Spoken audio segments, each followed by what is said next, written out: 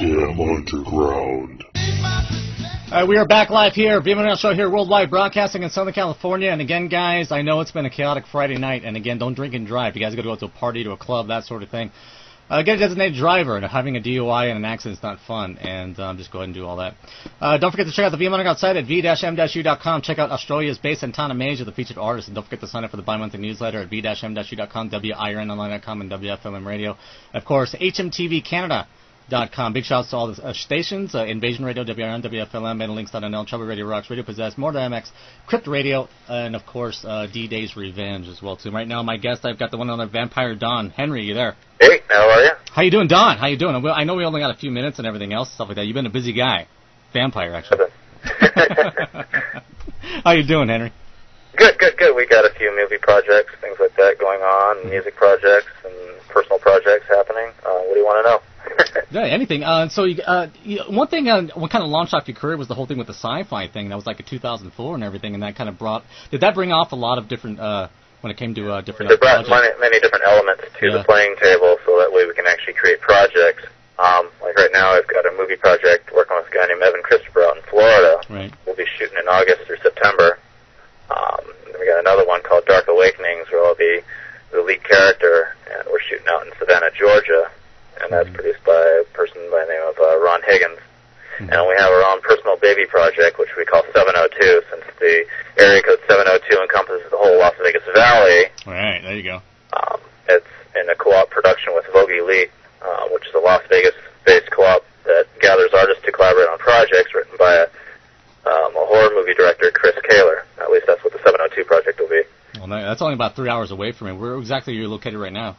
Over in Las Vegas, Nevada. You're in Las Vegas right now? Right, so I'm sinking my teeth into this town here. There's a lot of sucking there going on here.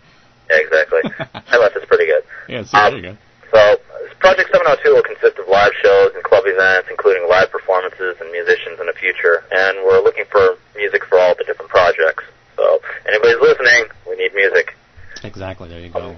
Currently on musical projects, I've got various artists working on an album, and we're going to be recording the tracks this summer between movie projects, and we're also looking for producers to collaborate with as well. As for personal life, I really kind of put my personal life off at the moment, just going straight for business. Time to put my nose to the grindstone a little bit here. Yeah, exactly.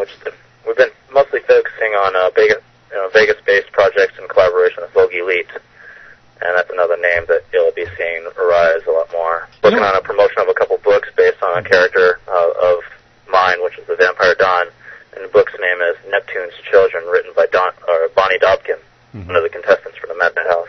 Okay, that's really cool. And go ahead and plug in those links and stuff so people can find out some stuff, like all the links that... Oh, yeah. I got thevampiredon.com, which just got put up yesterday. Okay. Down for a little bit. Because you know what, I went to... We have We Are Minion, which is on DeviantArt, which we've been focusing a lot of dark artists and such. Because I went on one of the pages and everything else, and you had a web link and everything, and I went onto it, and it was a blank page. There was nothing there at all. And my booker only gave me, like, the MySpace page, and that was it. I see. Yeah, and that was all. That's all I saw. But it looked good, though. It was a nice MySpace page. Oh, thank you. Yeah, it was really good. We've been trying to reface everything right now, and I got to turn this radio down because someone else just turned it up around me.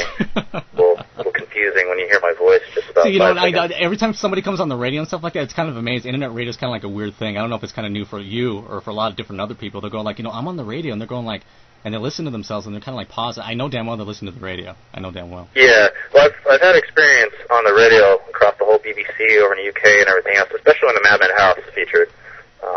10 different radio stations in one day, and, you're going on 30 different radio stations, all together through the 10. So it's just been a little while since I've actually been on the radio itself.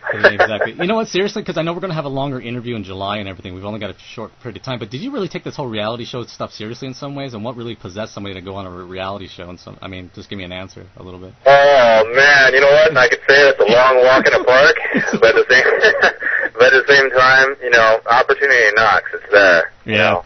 But we had a chance to show ourselves or feature ourselves for what we do. The people who actually went on as contestants, I could see that there would be a monetary drive probably right there. Yeah. Especially if someone's going to be winning $100,000. Yeah, but this is kind of like a freaked out. This is on the Sci-Fi Channel and everything else, the Mad House, that sort of thing. And it's like a freaked out type thing. You got like some pretty trippy people on that show. Correct. And of course you got yourself on there as well too, which kind of added the flavor to it. But you did some really funny stuff on there. Yeah, exactly. Trying to show a little bit more of a personality, of being a little bit more lighter versus. I think somebody with character, I think, is what's the key thing. Somebody a little bit more character. You have a lot of character in it.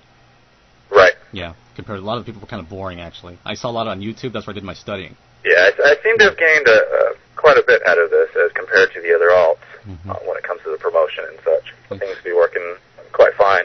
But give me your 2 cents on the whole reality show type thing. I mean, I know there's a lot of them out there. You got, Oh, yeah, it was pretty crazy working on that. Rock of Love my first time on any television Love. show whatsoever. And we had cameras just everywhere. Can you turn down the radio, please? Thank you. Just like as we were speaking just about. Bite them, dude. Just bite them. That's all you got to do. Just bite Actually, I'm going to step outside my home just a moment. Go ahead and turn it up again. And we're live, guys. This is live here on the radio. That's right. Yeah, exactly. So we've had cameras all over the place. I mean, even in the restroom. I mean, one guy even threatened to, bust down my door or something like that and reprimand me somehow through my bathroom door when I was taking a bath. And the camera was sitting right above my bathtub. Oh, really? Wow. And so he was threatening to, bust down my door because, I had a towel over the camera. I figured that was a decent thing to do, All right, exactly. But it's cable. I mean, come on, satellite, that sort of thing. Sleeping in the bedroom was really interesting. I refused to sleep on a bed, and I rather took the coffin instead. So I didn't have cameras pointing down my nostrils. Yeah, we'll talk about it more later on and stuff like that. But you got to really I don't know, why would somebody want to be a part of that sort of thing when it comes to television? Maybe a promotional, because I know. Don't get me wrong.